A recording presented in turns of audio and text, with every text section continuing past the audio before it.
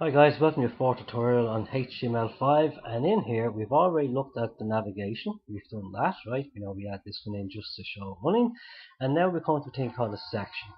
A section is just basically, well, a section. It's an area where you can put all your different articles in, and this here is my first article. You can put as number of articles that you want. They have their own header, right? And if they have more than one header, you have to put them in a thing called a H group. Otherwise, the browser won't know which is the header, okay? But this way, this is telling the browser, oh, it's okay, these are just two headers, we can have both of them, right?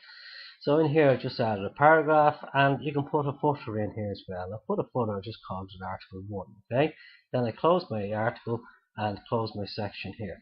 Below here, we have our aside, and in here, this is where the aside goes. Any news that you want to put in, or the clippets, and then we have our footer. And the footer here is just basically at the bottom of the page. It could be, your name, the name of your company, the copyright date, whatever it has to be, okay?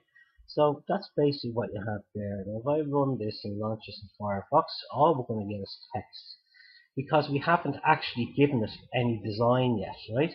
So there you go, that's what we have so far, right? So this here is all inside our article here.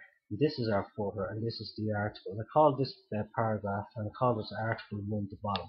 But it just looks like text. We haven't styled it. So we'll do that in the next one, okay? We'll start working through all these tags together, and we get it put to bed. Alright, thanks for joining me. See you in the next one, guys. Take care. Bye-bye.